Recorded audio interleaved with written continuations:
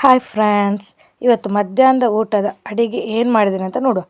ಕೆಂಪರಿವನ್ನು cut ಮಾಡಿ ನೀರಲ್ಲಿ ಚೆನ್ನಾಗಿ ತೊಳೆದಿಟ್ಟಿದ್ದೇನೆ. ಈಗ ಅದಕ್ಕೆ ಮಿಕ್ಸ್ ಮಾಡಲಿಕ್ಕಂತ ಹುರುಳಿಯನ್ನು ಚೆನ್ನಾಗಿ ಹುರಿದು ಈಗ ಒಂದು ಕುಕ್ಕರ್ನಲ್ಲಿ ಹರಿವೆ, ಹುರುಳಿ, ಟೊಮೆಟೊ, ಉಪ್ಪು ಹಾಕಿ ಬೇಯಲಿಕ್ಕೆ ಇಟ್ಟಿದ್ದೇನೆ.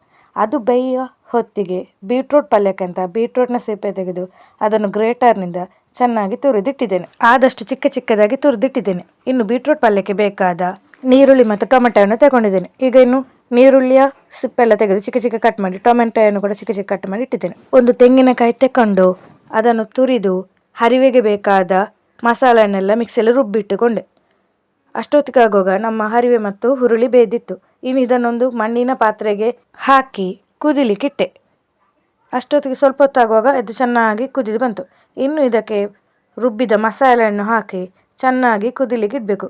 ಇನ್ನು ಇದಕ್ಕೆ ರುಚಿಗೆ ಬೇಕಾದಷ್ಟು ಉಪ್ಪೆಲ್ಲ ಸೇರಿಸಿ ಚೆನ್ನಾಗಿ ಕುದಿಸಿದರೆ ಇವತ್ತಿನ ಹರಿವೆ ಮತ್ತು ಹುರುಳಿಯ ಸಾರು ರೆಡಿ.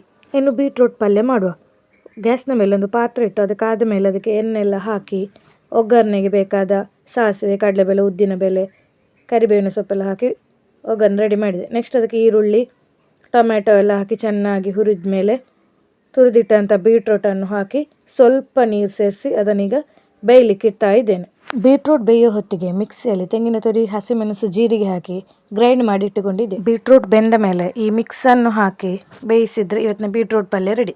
ಹಾಗೆ ಇವತ್ತಿನ ಊಟಕ್ಕೆ ಹರಿವೆ, ಹುರುಳಿ ಸಾರು, ಬೀಟ್ರೂಟ್ ಪಲ್ಯ, ಹಾಗೆ ಸ್ವಲ್ಪ ಒಣಮೀನು ಫ್ರೈ ಮಾಡಿದಿತ್ತು. ಹಾಗೆ ಊಟ ಎಲ್ಲ ಆದಮೇಲೆ ಇವತ್ತು ನಾನು ಹೊರಟದ್ದು ನಿನ್ನೆ ಆರ್ಡರನ್ನು ಕೊರಿಯರ್ ಮಾಡಲಿಕ್ಕೆ. ಫಸ್ಟ್ ನಾನು ಪೋಸ್ಟ್ ಆಫೀಸ್ಗೆ ಹೋದಾಗ ಅಲ್ಲಿ ಲಿಕ್ವಿಡ್ ಐಟಮ್ ಕೊರಿಯರ್ ಮಾಡಲಿಕ್ಕೆ ಆಗೋದಿಲ್ಲ ಅಂತ ಹೇಳಿ ಪ್ರೈವೇಟ್ ಕೊರಿಯರ್ ಆಫೀಸ್ನ ಮೂಲಕ ಆ ಆರ್ಡರನ್ನು ಕೊರಿಯರ್ ಮಾಡಿದೆ. ಇವತ್ತಿನ ನಾನು ಈ ವಿಡಿಯೋ ನಿಮ್ಗೆ ಇಷ್ಟ ಆದರೆ ನಮ್ಮ ಚಾನಲ್ ಲೈಕ್ ಮಾಡಿ, ಶೇರ್ ಮಾಡಿ, ಸಬ್ಸ್ಕ್ರೈಬ್